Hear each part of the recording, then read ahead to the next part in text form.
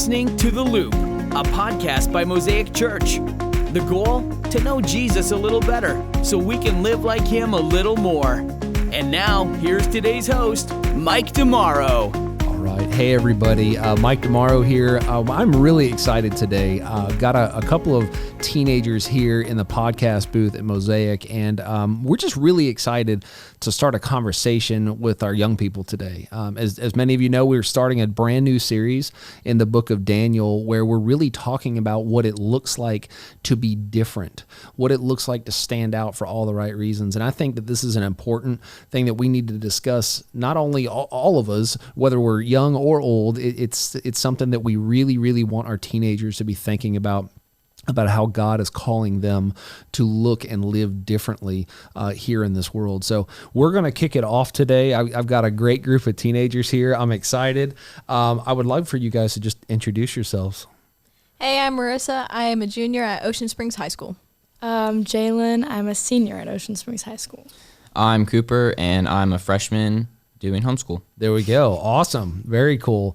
So we got some Ocean Springers here. We got some homeschool. It's great. You guys have different perspectives. And, I'm excited to have this conversation with you guys today.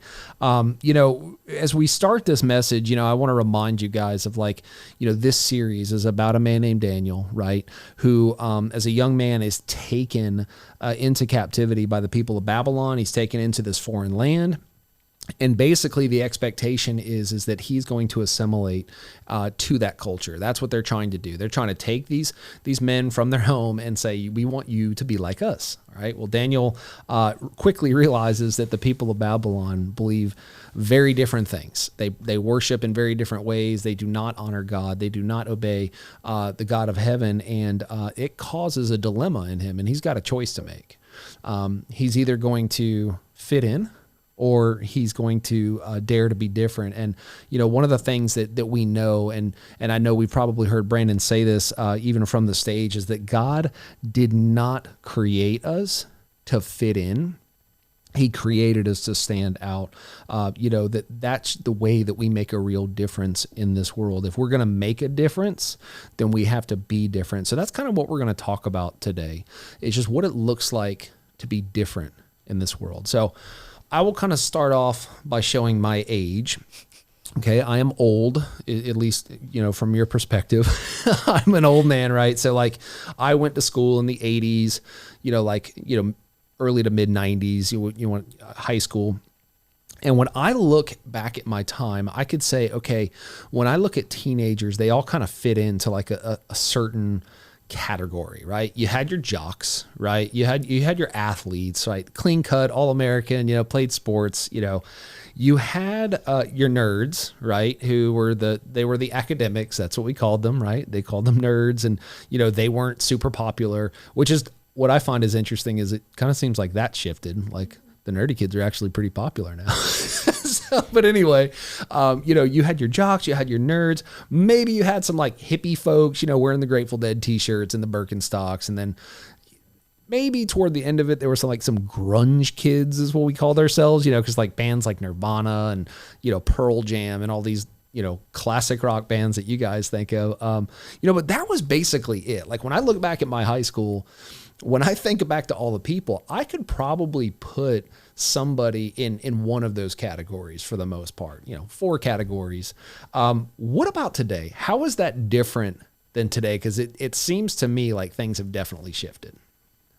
I feel like the main thing is there's definitely subcategories, but it's kind of determined by who you hang out with and what clubs you're in. The athletes typically hang out with the athletes, that's who their closest friends are, so that's their subgroup. And the artists hang out with the artists, and that's their subgroup. And band is its own little, I don't even know. That's huge, and they're all best friends. So not to cut you off, but I was a part of a very heated discussion one day with a bunch of band kids. Okay, I'm sitting there in a small group, and for whatever reason, every one of these kids was in band, and apparently there is a huge divide between the woodwind, meaning clarinet players versus brass. They were battling, and it was hardcore beef between the woodwinds and the brass instruments. So there's even subcategories within theirs. It's like a its own little town. It's Right. like- You learn something new every day. So how about you guys? Like, what do you guys think? What are some other categories that you kind of see now? I definitely think it's different because like when you're smart and you hang out like with a smart kid, it's more cool. Like it's cooler to be smart now than it is to be like an athlete or something. Because when you're smart, like it's more like you have more ahead of you and you're like going places. Right. So you're kind of want to be with the smart people than with just like athletes. Yeah. That's fun. That's interesting. Yeah, categories they've expanded like a lot, and yet they'll hang out with each other more because they'll relate to each other more. So the groups are just getting bigger, and then subcategories are branching off of that, branching off of each other. So there's just a lot more, and they're all getting bigger at the same time. Yeah. So it just keeps getting interesting. bigger. Very cool. Well, so what do you guys think about that? Like, what is the problem with us trying to kind of fit into any sort of, you call them subcategories? It's like, what is the issue with that? Like, what is the struggle in our lives when you see people really trying to desperately fit in to one of those categories? What are some problems that you think people see?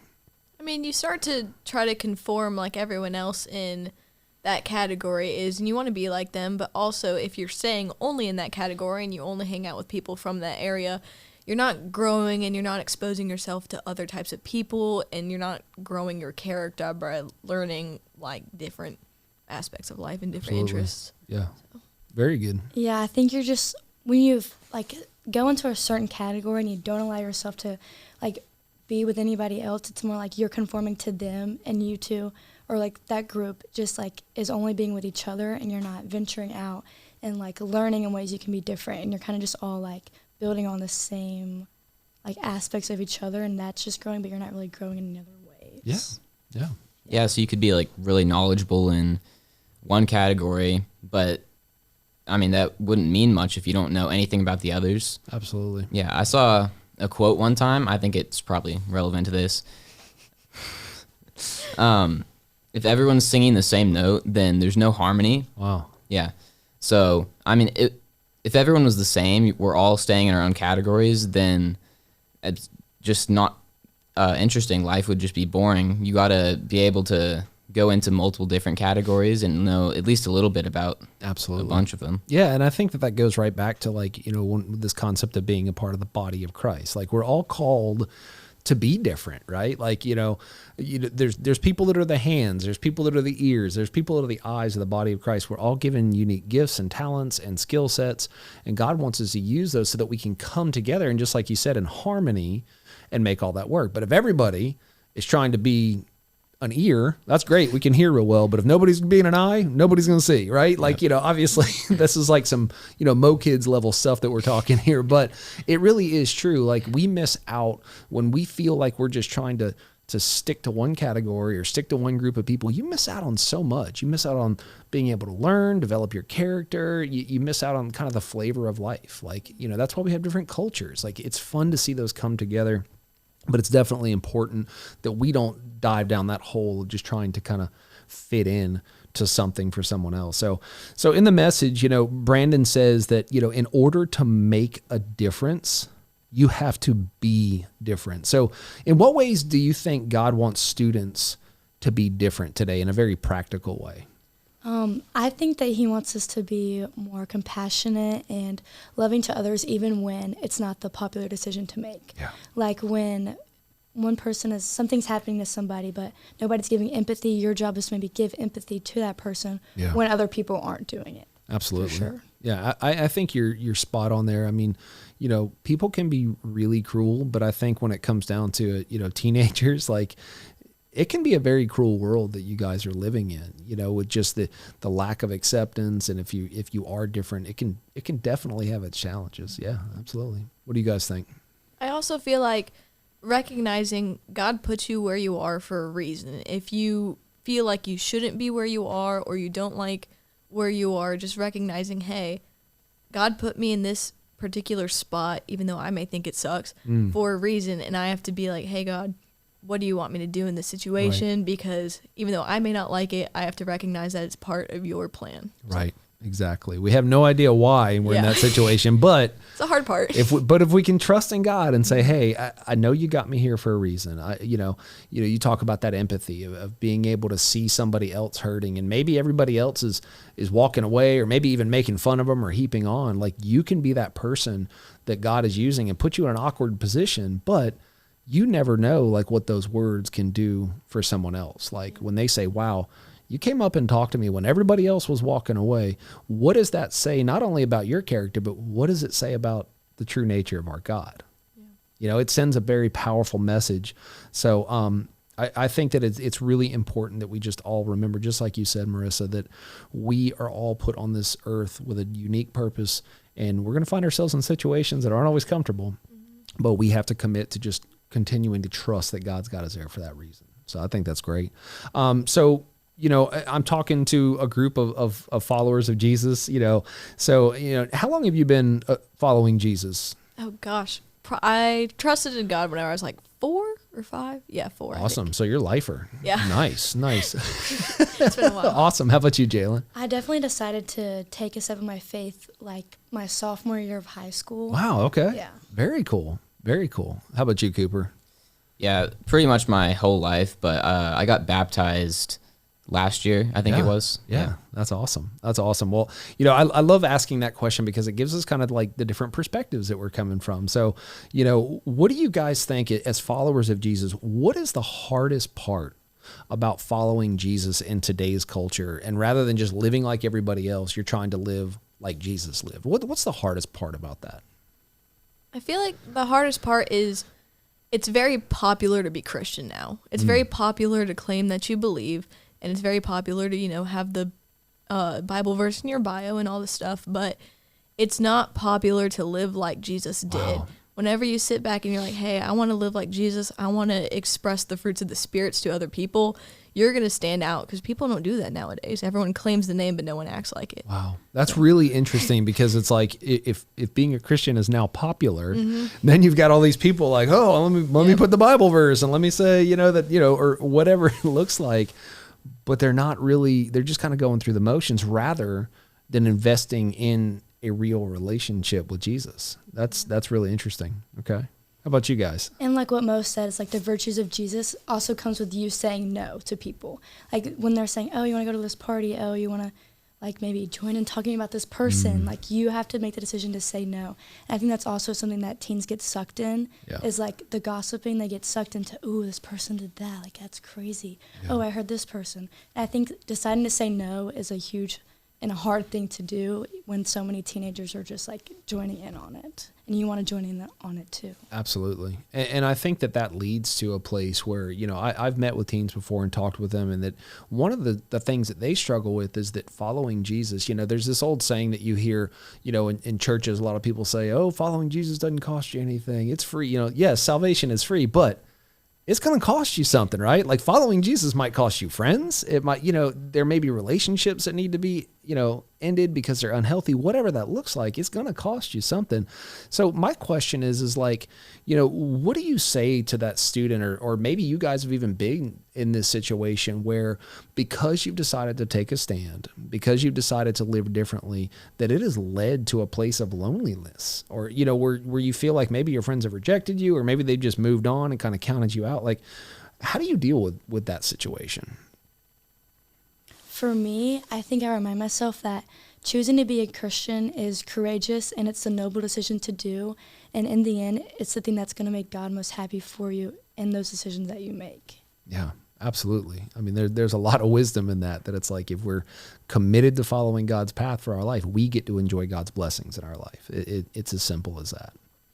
What would you say, Marissa, to somebody? I know that you're a person that, is not at all shy about helping friends in situations. I mean, honestly, I'm so incredibly proud of just, the stories I hear about you helping your teammates and just your classmates and just the way that you talk to people. If somebody comes to you and they're like, hey, I'm a new follower of Jesus, but man, I feel like I'm just lonely. Like, I feel like this is the most lonely experience I've ever had. Like, what would you say to that person? In a way, even though it sounds crazy, kind of congrats, because, the Bible said the world hated Jesus first. Wow. So if you're sitting back and you're thinking, hey, I'm really trying to follow God, but it feels really lonely. It's like, well, yeah, I've been there. It sucks, but that it happened to Jesus first, and then keep praying about it. And like for me, God sent me an amazing best friend that I'm growing in my faith with, and it took time. And like the trials suck, but it's like, in a way, you're kind of doing. Right. You're living like Jesus. It's like if you're not lonely, there might be a problem, right? It's like if you put your faith in Christ and you're trying to live like Jesus, and then you're gaining all these, friends and like whatever. It's you have to look at the backstory behind everything. Yeah. Awesome. Cooper, any thoughts on that? Like what would you say to somebody who's just struggling with that, maybe feeling like a little isolated and lonely? I mean, you guys are making it hard for me to build on this, but yeah, Marissa did kind of drop the mic on that one. Sorry. Dropping the mic on all of them. Just find your friend group mostly, because there are like Christians out there who aren't just claiming the name.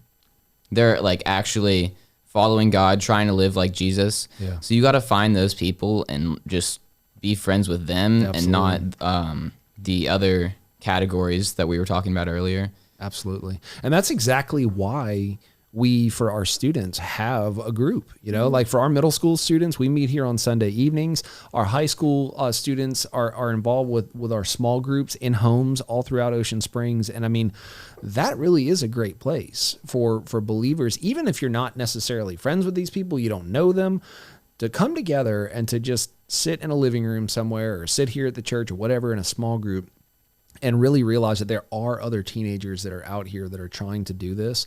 I think you're spot on. We're not meant to do life alone. God created us for community. So we may feel lonely in a season because maybe some of our old friends or whatever maybe have shifted. We need to go find that other community. So, encourage everybody. If you're a teenager and you're looking to connect and to continue to grow, you said that you met a great friend that's helping you grow in your faith. Like everybody needs that, so I would just encourage all teenagers to get out there to our groups and get involved on Sunday evenings. I guess this is probably the question we'll probably kind of start landing the plane on, is I would love to just hear from you guys is how specifically has God been able to use you because you dared to be different? Everybody's stumped. Okay, I'll go. So I'm captain of the soccer team, and I feel like in a way, like God has put me to lead in a position that like to lead differently as a Christian, not like other leaders would do. And I think like that comes with deciding peace when there's conflict between a lot of people. And I think choosing the peace option of like, hey, like it doesn't have to be one set way or another. Like we can compromise. We can do this in the same way and everybody can be happy. Or like being loving and kind and not always like being like, oh, this isn't going our way. We're going to be like mean about it. It's to be nice about the situation and come across the right way so people like just understand better. Yeah. I mean, I think you're absolutely right. I mean, God has put you in a position as a team captain where there's a lot of people watching you, and there's a lot of people watching how you're going to respond to situations. And, if you're choosing to be different and respond to those situations the way Christ is lived his life, giving it as an example, and how God is calling us to do that, I think that's huge, that you're, aware of the weight that's on your shoulders. It's like, okay, and they say it's lonely at the top, right? Like as the captain of the team, you're like, everybody else wants to go right. Now I'm saying we're going left, and that's what we're doing. Right. And it can be lonely, in that position, but if you're doing the right thing, it's right. Mm-hmm. So how about you guys? I'd say me and my friend help lead a club called Hounds for Christ at our school. And it's like a student-led Bible discussion pretty much every Thursday morning. And it's interesting because our audience is mostly like sophomores and freshmen, so just being there to be able to talk to these younger kids, and they've taught me things about the Bible that I've never even thought of before, and I'm teaching them things about the Bible that they may have not talked about before or thought about before. And it's just looking at all the people's different perspectives and realizing like, wow, there's a lot out there that we can all grow from each other learning. Yeah. And you kind of have to be a little bold in that situation, even though it can be a little scary sometimes to throw yourself out there. But it's interesting because it's student-led, we'll get texts from kids and they're just like, hey, I would like to lead next Thursday. When's your next open date? And they make up their own lesson and they go do it themselves. And it's incredible to watch these kids grow in their faith because of just the simple act of wanting to go teach other people about God. Absolutely. Just a simple act of obedience. So how long have you been leading Hounds for Christ at Ocean Springs? This is my first year, Okay. and I'll do it next year too. Okay, so how many kids are coming to this weekly? 50. 50 kids. All right, now I'm going to brag on you for a second. If I'd have asked you that question a year and a half ago, Marissa, how many kids were coming? Last year we had 25. The year before that it was 6. It was like 6, right? 6. So because of your boldness and your faith and your desire to just do what God is calling you to do, you guys have grown that thing from 6 people to 50 people, It's right? wild. And it ain't just the donuts that y'all are serving, right? I don't know about that. No, I'm kidding. That's awesome. So let me ask you guys this. Can you tell us a little bit about that? When do you guys meet? Let's let everybody know, because we'd love to see that 50 become 100, right? So it's just every Thursday morning. Like, we're kicking back up tomorrow because we start school again. It's like 8:05 in Miss Tyndall's classroom. She's our teacher sponsor. She has helped us tremendously. Yeah, she's awesome. She's amazing. Yeah. But we've kind of hit the point where we need to figure out if we need to move to the media center or not. That's what I'm talking about. That's what I'm talking about. Y'all need to move to the auditorium soon. Yeah. It's wild. So Thursdays at what time again? 8:05. 8:05. Awesome. So if you're Ocean Springs High School student, go join them. Donuts every week, Oh, right? yeah. Oh, All yeah. right. Cooper, how about you, buddy? Well, I'm not leading any specific group, but I am in a lot of groups, which Yeah. puts me in a position to just give advice on Yeah. things that Jesus would do for any situation that somebody might come to me in. Yeah. So That's awesome, man. And I mean, God put you in those positions. He put you in the right place at the right time in a lot of people's life. And I'll brag on you for a second too, in a way that you dared to be different, right? A lot of people don't know this, but our Harrison County campus, Cooper is actually like our main man on our keyboard. So he holds down the fort out there and does an incredible job. But let me tell you, there's more and more teenagers starting, but there hasn't been a lot of teenagers serving on the stage and on the worship and production team. And, that's been growing over the years, but you've been a huge part of that. So I think in some ways God has called you to be different and use your skills in just a fun way. Like, you could be doing a lot of things with that, right? But you've decided to invest time and you're up there in Harrison County and you're helping lead people in a time of worship. And man, I think that's huge, and God is clearly using you in big ways. And, as the campus pastor out there, I appreciate you being out there because I think you do an incredible job. So my favorite is when you start playing little ditties like during rehearsal that it's like everybody gets dancing. So he does some good stuff. So well, all right, guys. Well, man, I cannot thank you guys enough for being here. You guys are obviously serious about your faith. And because you have dared to be different, you are clearly making a difference in this world. I'm just incredibly proud of you guys. I hope that as teenagers are watching this or parents are watching this, that you will just be inspired. We don't want to get into the comparison game, but what I do want you to do is look at your own life and start to think to yourself, how is God calling me to be different? And in what ways can I step out and be bold in my faith so that he can use you to make a real difference in this world? Love you guys. Thank you all so much for joining us. Thank you guys for being here. You did an awesome job. And we'll see you guys next time. You've been listening to The Loop, a podcast by Mosaic Church. For more information, visit us online at mosaicgc.com.